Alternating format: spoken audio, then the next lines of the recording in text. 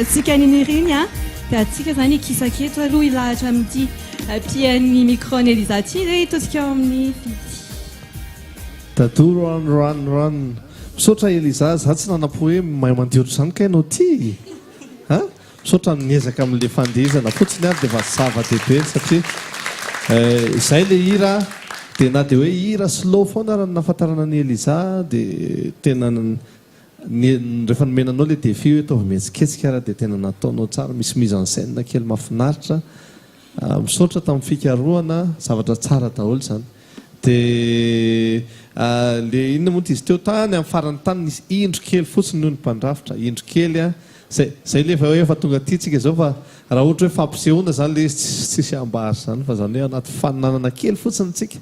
dia misy kely fotsiny latsaka taria amin'le farany efa taria amin'ny farany efa saika tafita le farany nisy kely fa sinon tiako be ny nany énergie nitondranao azy a filinina tsikitsiky mahafinaritra bravo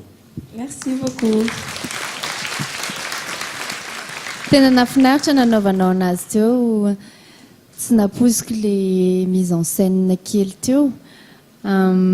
maîtrisenao tsara mihitsiny hoe manomboka le hira dia tonga dia eo alohan'le micro natahotra kely tamin'ny voalohany sao dia efa manomboka le izy dia mbola tsy tonga eny amin'le micro fa nafinaritra tandremo fotsiny a le eo amin'le le nisy pont musical kely dia nao no milalao ao anatiny le rythmique sy le justesse zany somary iny no latsaka kely teo zany dia mila tandremana kely izy fa en général nafinaritra merci beaucoup ho anahy koa nafinaritra anay le hoe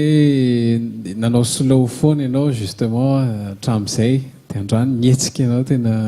zavatra vaovao be le izy ho anay moa zany zay nahitanao nazatra anay nahitanao nanao slow a mafinaritra be zavatra noentinao a afa-tsy le tany faraparan'izay nydetaonina kely fa nefany tsy hita le izy takon'le prestationnao ianao mahay mandihy tsara sy le petrapetraka rehetrarehetra dia zay misaotra merci beaucoup Sachin Eliza